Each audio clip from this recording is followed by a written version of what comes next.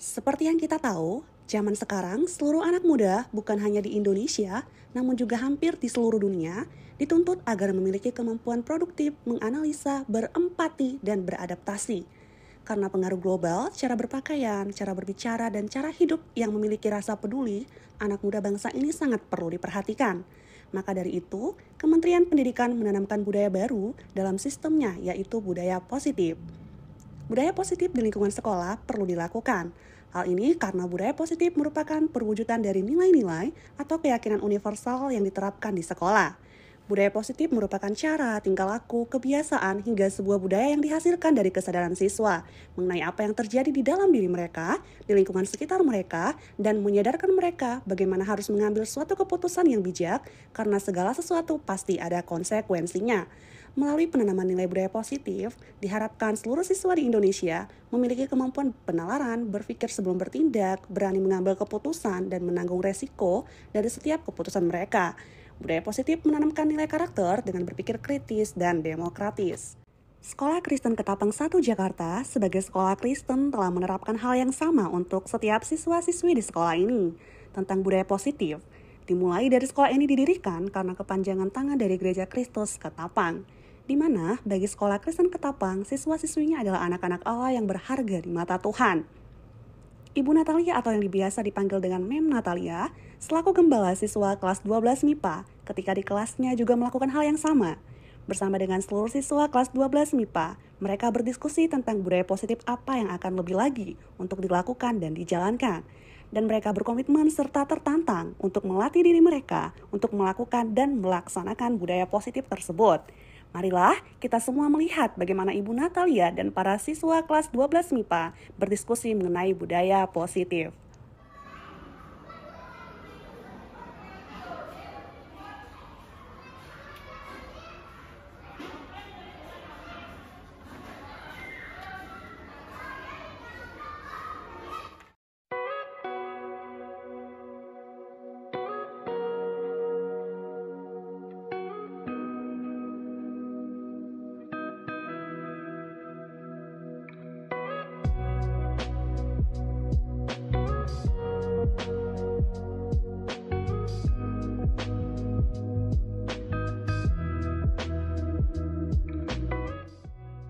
Selamat pagi anak-anak, apa kabar?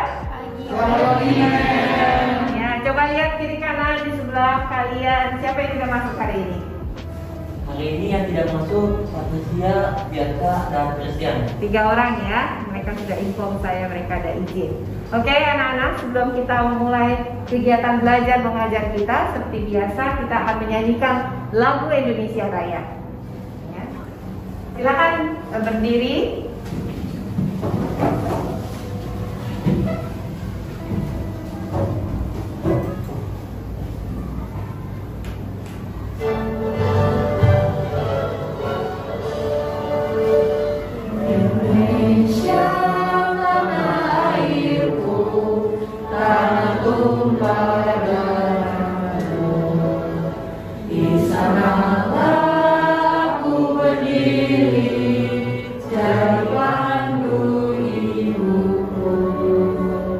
Indonesia kebangsaanku, bangsa dan tanah airku. Marilah kita berseru, Indonesia bersatu.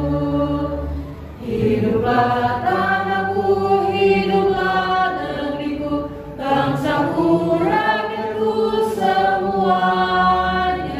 Bangunlah jiwanya, bangunlah badannya untuk Indonesia Raya.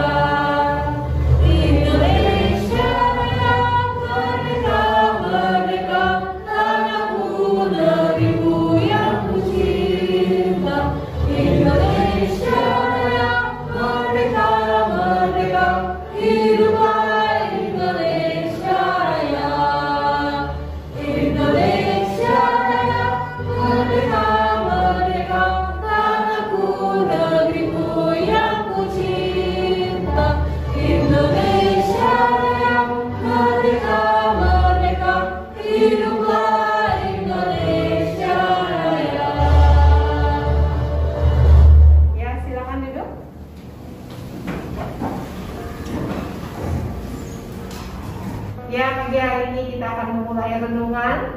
akan dipimpin oleh Wilson. Silakan Wilson.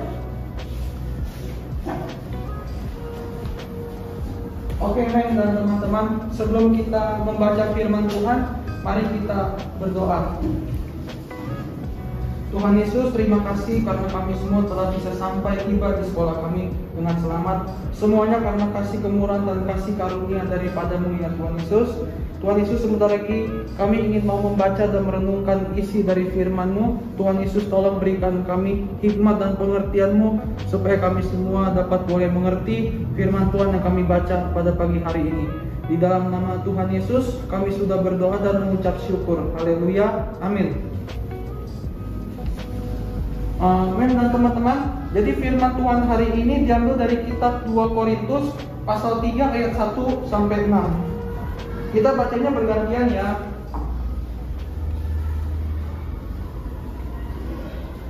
2 Korintus pasal 3 ayat 1 sampai 6. Judul perikopnya pelayan-pelayan perjanjian yang baru. Adakah kami mulai lagi memujikan diri kami? Atau perlukah kami seperti orang-orang lain menunjukkan surat pujian kepada kamu atau dari kamu? Kamu adalah surat pujian kami yang tertulis dalam hati kami dan yang dikenal dan yang dapat dibaca oleh semua orang. Karena telah ternyata bahwa kamu adalah surat Kristus yang ditulis oleh pelayanan kami, ditulis bukan dengan tinta, tetapi dengan roh dari Allah yang hidup, bukan pada loh-loh batu, melainkan pada loh-loh daging, yaitu di dalam hati manusia. Demikianlah besarnya keyakinan kami kepada Allah Kristus. Dengan diri kami sendiri, kami tidak sanggup untuk memperhitungkan sesuatu seolah-olah pekerjaan kami sendiri. Tidak, kesanggupan kami adalah pekerjaan Allah. Ialah membuat kami juga sanggup menjadi pelayan-pelayan dari suatu perjanjian baru yang tidak terdiri dari hukum yang tertulis, tetapi dari roh. Sebab hukum yang tertulis mematikan, tetapi roh menghidupkan.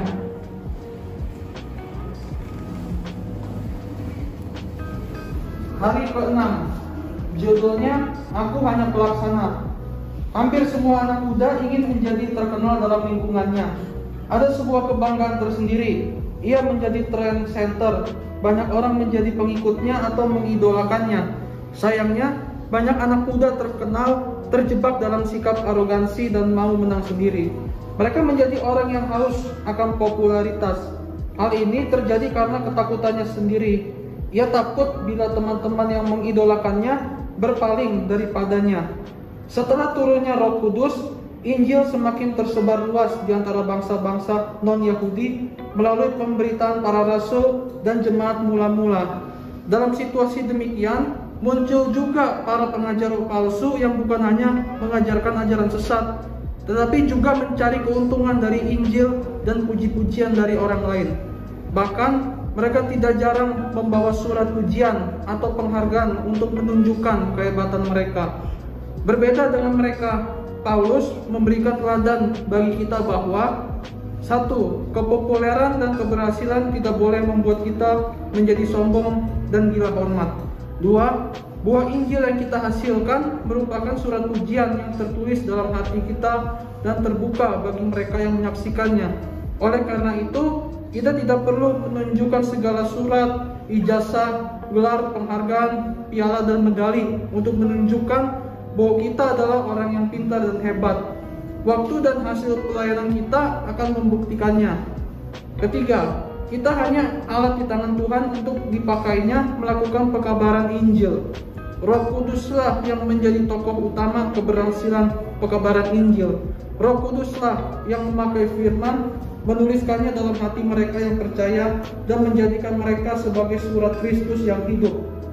Yang keempat, Roh Kuduslah yang memampukan kita sanggup menjadi para pelayan perjanjian baru atau kasih karunia untuk melakukan pekerjaan-pekerjaan yang dikehendaki oleh Tuhan dan menghidupkan bagi mereka yang percaya. Oleh karena itu, kita tidak boleh bermegah atas hasil pemberitaan Injil, karena tanpa Roh Kudus kita tidak dapat berbuat apa-apa. Gen M, marilah kita menyadari bahwa kita ini adalah alat dalam tangan Tuhan. Roh Kudus menolong kita untuk menjadi contoh kepada orang lain. Biarlah lewat sikap hidup kita orang belajar untuk hidup lebih baik. Keberhasilan kita bukan seberapa banyak orang mengikuti kita atau memuji kita, tetapi seberapa banyak teman atau saudara kita mengenal Kristus dan berubah ke arah yang lebih baik dan semakin serupa dengan Kristus. Amin. Untuk apa yang aku baca pada hari ini, yang saya baca hari ini adalah aku hanya pelaksana. Apa pesan yang aku dapatkan? Pelajarannya Theophilus, perintah atau nasihatnya Kelly, larangannya Kesia, janjinya Cynthia, teladannya Evika. Yuk kita mulai dari pelajarannya dulu. Pelajarannya apa, Theo? Oke, jadi pelajaran dan pengajaran yang saya dapat adalah bahwa kita itu sebetulnya merupakan alat Tuhan. Jadi apa yang kita lakukan untuk Injil tidak boleh kita megahkan pada untuk diri kita sendiri, melainkan itu merupakan kemuliaan bagi Tuhan. Atau nasihat yang saya dapatkan adalah kalau kita tuh harus percaya dengan Tuhan, dan dengan itulah kita harus memberitahu Injil dan juga kesaksian mukjizat yang Tuhan telah berikan pada kami. Kalau dari Kesia larangannya apa ya? Larangannya jangan menjadi tinggi hati, sombong, dan gila akan hormat atas kepopuleran dan keberhasilan yang kita dapat. Kalau dari Cynthia, boleh tolong disampaikan? Saya janjinya itu meskipun populer tapi tetap rendah hati. Kalau dari Evika, teladannya siapa tuh? Teladannya dari Paulus. Kalau ucapan syukur dari saya itu, kita bersyukur kepada Tuhan Yesus karena kita telah mendengarkan berita Injil. Berita itu telah sampai kepada kita semua, yaitu anak-anak Allah kita. Ya, kita mengucap syukur tadi yang seperti dikatakan Wilson, karena berita Injil telah sampai kepada kita. Hari ini kita belajar, aku hanya pelaksana. Walaupun populer, walaupun terkenal, kerendahan hati itu selalu ada dan sungguh ada dalam hidup kita. Karena Tuhan Yesus adalah Tuhan yang sungguh-sungguh rendah hati dan mengajarkannya kepada kita. Amin. Amin. Oke, Mem dan teman-teman, mari kita tutup dengan doa. Tuhan Yesus, terima kasih karena kami telah selesai mendengarkan firman-Mu pada pagi hari ini. Selanjutnya kami ingin mau mengikuti kegiatan belajar mengajar kami. Biarlah Engkau saja, ya Tuhan Yesus, yang selalu menyertai masing-masing daripada kehidupan kami, baik kami semua maupun guru-guru yang akan mengajar kami. Di dalam nama Tuhan Yesus kami sudah berdoa dan mengucap syukur. Haleluya. Amin. Thank you, Wilson. Sama-sama, Mem. Halo anak-anak, hari ini kita sudah mendengarkan firman Tuhan.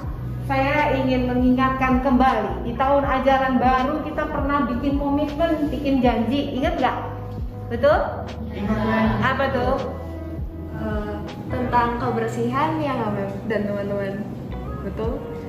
Betul. Kebersihan ya, betul ya.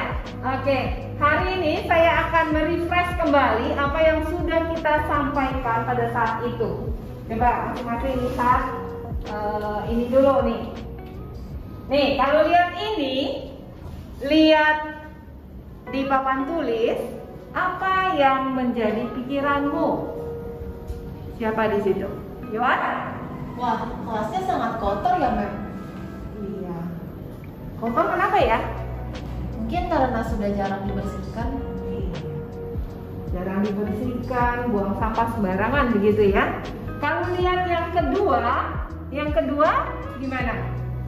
Siapa? Bisa jawab? Ayo, silakan. Randy, ya. Kelasnya sama, Mem, kotor, berantakan, sama semrawut banget. Merawat gitu ya. Orang semau-maunya taruh barang di situ. Kalau lihat berikutnya,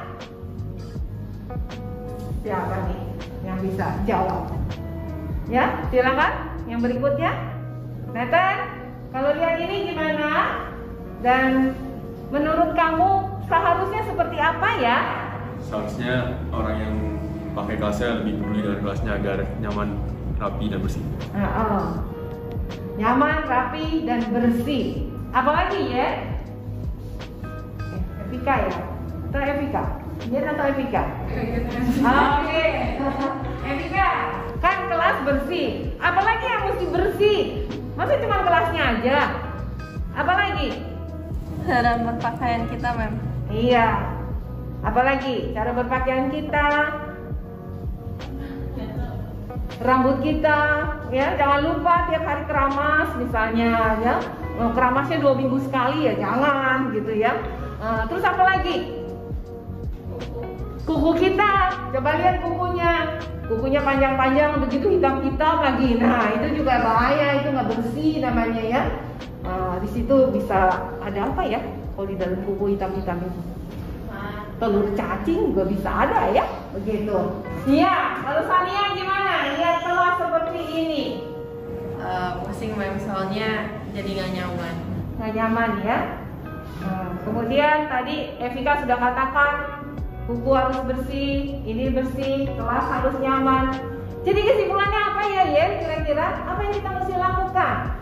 Jadi yang kita mesti lakukan itu menjaga kelas kita tetap bersih, dan gak cuma di dalam kelas tapi di luar kelas juga, Mem. Jadi kita bisa jadi contoh juga buat kelas lain untuk menjaga kebersihan kelas mereka. Iya, di dalam kelas, di luar kelas kita jadi contoh. Karena kita sudah punya komitmen.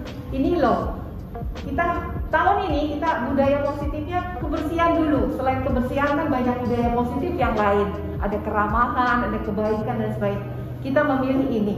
Kita lihat kelas kita sudah bersih, semua bersih, kita akan menjadi contoh buat kelas-kelas yang lain. Kalian begitu semangat, saya senang ya. Jadi ada hal yang kamu lihat di situ di papan tulis ya. Kelas yang seperti ini, kelas idaman, betul? Tapi kita bisa melakukannya.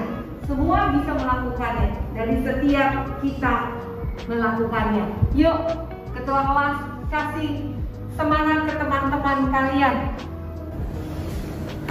Baik, teman-teman, mari kita membuat komitmen dalam menjaga kebersihan kelas kita, dan kita harus konsisten dalam melakukannya itu. Setuju kan teman-teman? Baik anak-anak, jadi kalian melihat ini kelas kalian yang sekarang, tapi tahun lalu bersih ya. Jadi kelas ini memang senang bersih. Jadi tips gampang dan merawat menjaga kebersihan kelas. Jadi kita komitmen 1, buang sampah pada tempatnya. Jangan lupa buang sampahnya di mana ada tempat sampah. Ya. Kedua, bersihkan papan tulis pada saat pergantian pelajaran. Ketiga, rapikan peralatan kelas seusai dipergunakan. Keempat, terapkan jadwal piket yang efektif. Di sini sudah ada jadwalnya, silakan. Jangan lu gitu ya. Kamu ya. Tidak melakukan itu. Lalu menghias dinding, saya lihat dinding sudah dihias dengan baik. Lalu pernah nggak kalian berpikir memberi hadiah kepada si bersih? Di sini siapa yang paling bersih? Semua menilai temannya masing-masing. Ya, ketua kelas silakan memberikan hadiah kepada temannya, ya, yang bersih siapa? Bagaimana? Kita yuk urunan, kita beliin dia jus Rusdi gitu misalnya ya. Silakan aja, silakan. Jadi baik, semua sudah komitmen, sudah semangat, sudah oke. Kita akan melanjutkan pelajaran pada pagi hari ini. Mulai dari diri kita, mau bersih, bersih itu akan berpengaruh di kita belajar. Betul? Semangat? Siap melaksanakannya? Siap. Oke. Ya, kalian akan melanjutkan dengan pelajaran pertama. Saya akan tinggalkan kelas ini. Stand up. Greetings. Thank you, ma'am. God bless us. Thank you. God bless us. See you tomorrow. Bye.